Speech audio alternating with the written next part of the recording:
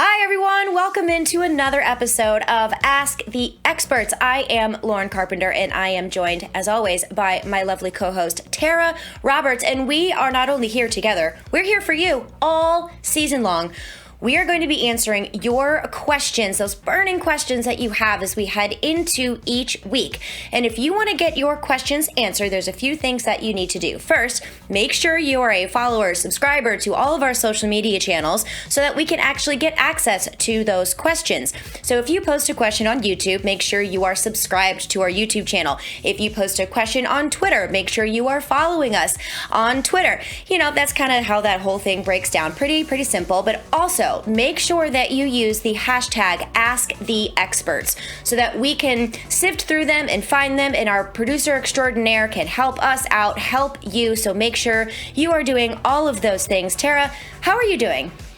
I'm doing great. It's a rainy day in Houston, but maybe that means it's going to be cold soon, so I'm excited. I'm ready to have some fall for Halloween. Yeah. I'm so jealous because in Florida it is disgustingly humid and hot, but you know, it'll be fine in January, so I have a little while to go.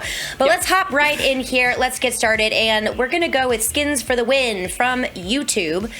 How worried should we be about TJ Hockenson? Now, I have gotten this question a lot. So I'm glad that he asked, or he or she asked this question, because we should talk about this. And I'm going to go ahead and go first here, Tara. And I will admit that I'm worried. I'm worried for several reasons. I'm worried because he's playing hurt, which really sucks. But with no Khalif Raymond, with no Quintez Cephas, there is no one else to catch the football for the Lions besides DeAndre Swift and Jamal Williams. So it is bothersome to me. I hope he gets better soon, but it's not worrisome enough for me to be able to bench him. That's kind of where I am right now. I'm like looking at the panic button, but I'm not reaching for it yet. What do you think, Tara?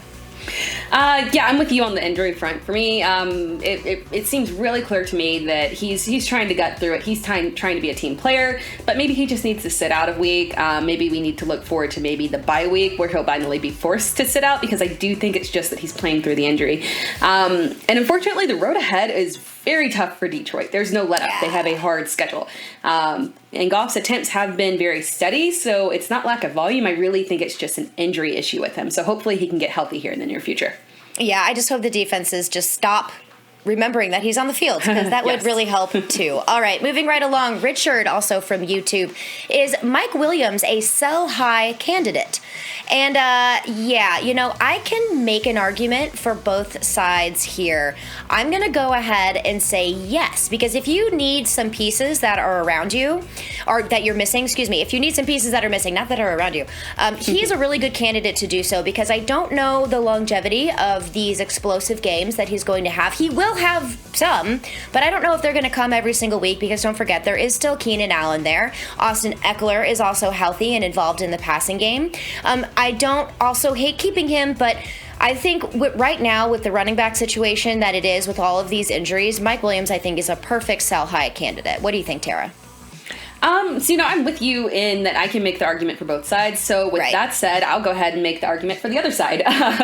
Because I do agree with you. You know, if you need a piece, if you're missing a key running back, he's someone that you could definitely sell and get something solid. So I'm with you 100% right there. But on the opposite end, I'm willing to take the gamble and keep him on my team. You know, if you look at the stats and what he's had over the past 5 weeks, week 4 was the only bad week. And if you look at it, that was more of a game script issue. Even Keenan Allen had 7 receptions, but he only had 36 yards. Definitely below 50, but it was kind of crazy. So I think it was just a weird game where they just weren't going for volume, even though the production was still there for Eckler and for Keenan Allen and for Josh Herbert. It just wasn't there for the receivers. So in my opinion, I think as long as he's healthy, this is something that will be sustainable when you look at that offense, the level that they're playing at, Justin Herbert, and the kind of quarterback that he is. So I'm willing to take the gamble and say, hey, you know, maybe this is the year where he's finally learned his lesson about how to stay healthier throughout the season, and I'm willing to ride it out and see where it goes. Yeah, I also like how often he's playing in the slot. So we're kind of torn on this one. If you really need a piece, we both say go for it, because you can probably get a better piece back with someone as good as Mike Williams. So that's really going to be team needs there, Richard. And then sticking with YouTube for one more question, we have 100TG3 from YouTube. This is an interesting one too. Okay, and I'm going to let you go first here on this one, because I always trust your trade and sell advice, always. James Conner, keep or get rid of? I'm going to sell him. I'm going to sell him because I have a hard time believing that he's going to be able to sustain this level of production with touchdowns, because that's it. It's touchdowns. He's not someone that's out there getting, even when he's getting 15 plus carries, he's not getting 100 yards. So this isn't a situation where he's one of those fantastic running backs. He's living off of touchdowns. And I think it's kind of coming at the expense of touchdowns for Kyler Murray.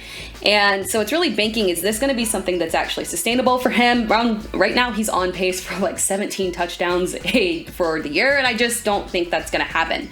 When those touchdowns disappear, he's not going to be there for you. He's going to get you maybe 3 to 5 points max, and that's kind of crazy. So you're literally taking a gamble putting him in your starting lineup, hoping that it is a touchdown or two game for him. So in my opinion, I would sell high right now, see what you can get out of him, hit up one of those very many running back needy teams. If someone, they've got Saquon, they've got CEH, and, it's probably me, but I'm not buying James Conner. But you can find someone that'll do it, someone that needs him. Yeah, and I'm on the side here of being a wimp, and I don't want to get rid of a healthy running back with all of this landscape of just broken and like hurting running backs. So that's one of the reasons I would say keep him, although it's kind of stinky, and like you said, it is touchdown dependent, but I have such a hard time trading away a healthy running back with everything that is going on with the running back position here. But if I played trades well enough like Tara does, I think I might try to sell him high too, because he hasn't really shown us sustainability, but he's also not getting run into the ground like he was at the Steelers. So there's Very that. True. All right, let's move on to Twitter. We have Matt Carroll Stan from Twitter. Is Olamide Zaccheaus droppable? Yeah. Yeah. I don't think we're going to argue here. Now, I had this question in here because just in case somebody is freaking out. Okay, the thing about Calvin Ridley, he wasn't hurt. He missed because of personal time. That's a little bit different. So there was something going on with him. Let's hope everything's okay. But yeah, absolutely. And Russell Gage should be coming back too. And then Kyle Pitts has finally broken out. Yay! So yeah, you can drop Olamide Zaccheaus and not feel bad about it. Action Costanza. Let's see. What is our stance on throwing bye weeks? So he has a lot of Cowboys and a lot of Bills. I am curious about your answer to this question. Go ahead. I mean, I don't like it, but sometimes there's times where you just can't get around it, especially if maybe it's a dynasty team. You can kind of plan around it of not having a lot of Cowboys and Bills, unfortunately, but there are some. I'm in a situation where I've got someone on literally every single team that's a bye week in dynasty, and there was no way that I could plan around that. So unfortunately, sometimes you kind of do have to do it if you don't want to destroy your team just for the sake of one game. But otherwise, try to avoid it. Yeah, I'm in that boat too. So obviously Dynasty, that makes a lot of sense. But if we're talking just redraft here, I would not try to throw your bye weeks. You're talking about two teams, and I don't know if they're on the same bye or not. I probably should have looked that up. If the Cowboys and the Bills have the same bye week, I'm not sure. Either way, first of all, always diversify your portfolio. So do not have all of these players from the same team. Second of all, you can avoid having at least maybe one, if not 2 weeks where you lose, because who knows what that's going to mean in the playoffs, when your fantasy playoffs, and see if you can try to move some of those pieces, because Cowboys and Bills are both very good teams with very relevant fantasy assets that you can trade away and get a piece back that is not on the same team and eating into their own volume. So in my opinion here, I would not try to throw these bye weeks. Try to trade and diversify it a little bit. And then next year, maybe try to avoid that. I know sometimes that can be difficult, especially if you've had a little, when you've been drinking and drafting, which I never recommend doing, but just try to diversify that a little bit. Okay, and I'm going to go and throw, because I was so hoggish that when it was my time last week. Tara, I'm going to let you take over for the Discord and the Instagram questions. All right, so we have Bruno Torch from Discord. Why me? Every year with injuries, why me? And I'm with you. I'm 100% with you. I don't know, man. I don't want to, unfortunately with fantasy football, we can be experts and play fantastic all we want. Sometimes, unfortunately, there's luck. And you can work around that. And some people have worse luck and some people have better luck. It's been an unlucky year for me, so I'm right there with you. Yeah, same here. Welcome to fantasy football. Like, that's just how it goes, unfortunately. And maybe if it makes you feel better, like, make a beverage of some sort, dump a little bit out in your lawn, and, like, you know, light a candle or something for the fantasy gods if that makes you feel just a little bit better. But yeah, this is fantasy football, and unfortunately we're dealing with human beings, and they get hurt. Yeah. In a very violent, rough game. So. Oh, yeah. Yes. Especially running backs. All kinds. Oh, man. Moving on to the next question. A little bit happier question, a health question from Deo in Discord. Do you start Michael Thomas as soon as he's healthy? And he is getting pretty close to that. Lauren, what you got? This is so weird. Okay, so if you have to play Michael Thomas, if you absolutely have to play him, then yes, I think you are going to have to put him in your lineup. But if you can afford to give him a week, because he hasn't played football. So, that's a situation. So if you can afford to keep him on your bench for a week just to let him get acclimated and not completely sabotage your football team there, your fantasy squad, I would do that. But if you absolutely can't, I understand. It is Michael Thomas, so, you know. And Jameis Winston is going to look for him. Yes. Yeah, and for me, if it is in flex, I would say if it's in flex that you're going to be putting him in there, and if he is practicing in full, that one's the key for me. If he gets in a full practice before game time, and it's not a limited game time decision, maybe even situation, if that's the case, then yeah, I might want to like hold off a little bit. But if he's practicing in full and he's ready to go, I'm willing to take the gamble and go ahead and put him in there, because it is Michael Thomas, and even if he is on a limited amount of snap counts, like let's say they want to keep him at 60%, maybe a little bit less, when we consider the fact that even when he's on the field for that limited amount of time, he is Michael Thomas, and he is clearly heads and above beyond all the other receivers that are out there. Jameis is going to be immediately looking for him. It's different than like we got the updates coming in this morning about Rashad Bateman, about how they're going to work him in and ease him in, and he's a rookie, and that makes sense. I'm not going to be putting Bateman immediately into my lineup because he needs to get acclimated to playing in the NFL. I'm a little bit more comfortable with Michael Thomas. Yeah, so, I agree. Mm-hmm. And then moving on to the next question, one more from Discord from Imjada.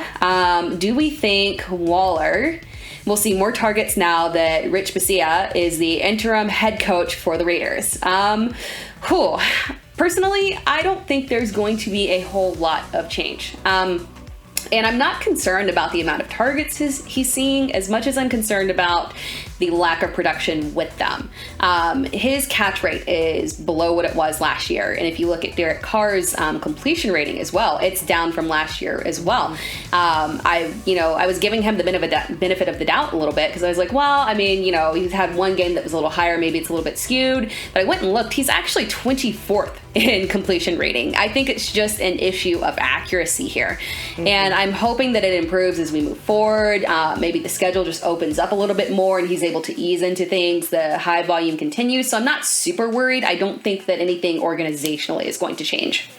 Yeah, I'm on the same page here. Just because it's not John Gruden, it's Rich Bisaccia now, I don't think that really matters. When you're talking about someone like Darren Waller, the ceiling is just incredibly high. And don't forget, there really is no elite wide receiver on that team that is going to be drawing defenses. It's Darren Waller. He is the number one. So he's the guy that's going to see Jalen Ramsey. He's the one that's going to see the elite level defenders.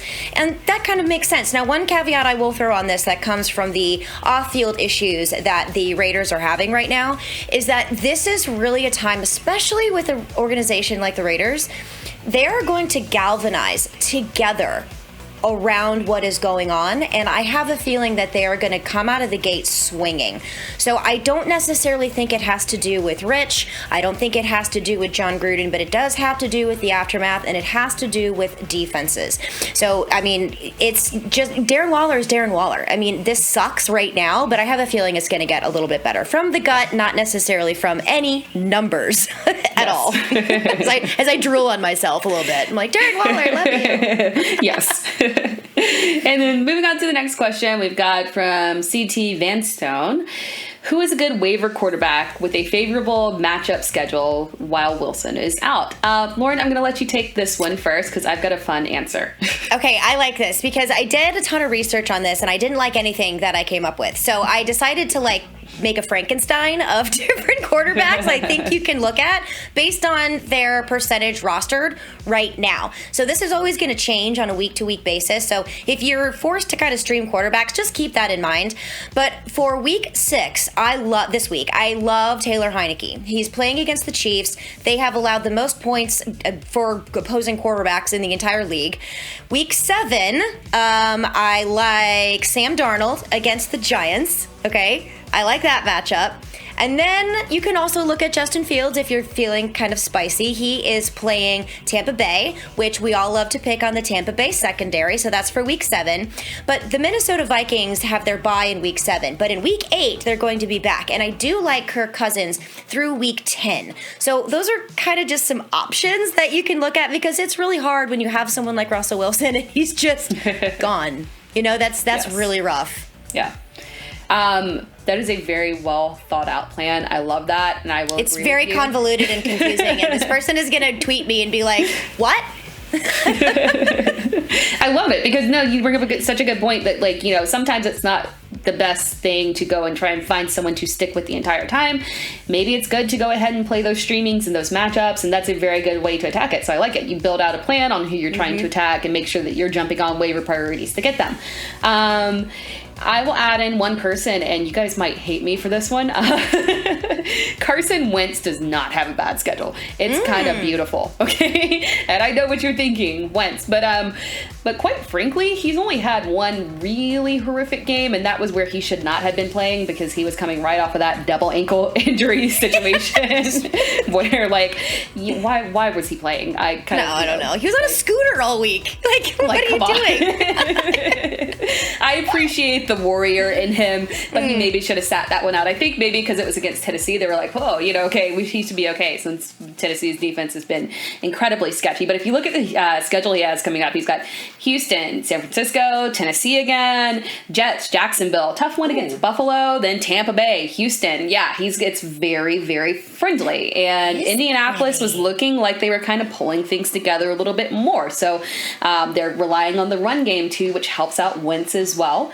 So I think it could be a little bit better situation with him moving forward. There's a good schedule, so I think that's a very good option. But yeah, I agree with Lauren as well, especially if Darnold's out there. I know some people were panic dropping him after last week. So if he's there, I saw him in a couple leagues, go ahead and grab him up. And I do really like Heineke too. Yeah, so if you want to waste fab and have a lot of drama streaming the quarterback position, go my route. If you want to have less drama and just save your waiver claims and all of your fab for, you know, more relevant pieces, go with Tara's. I have a feeling yours might be a little bit more enjoyable than mine. I try. Moving on to the next question. We have from William Pankratz.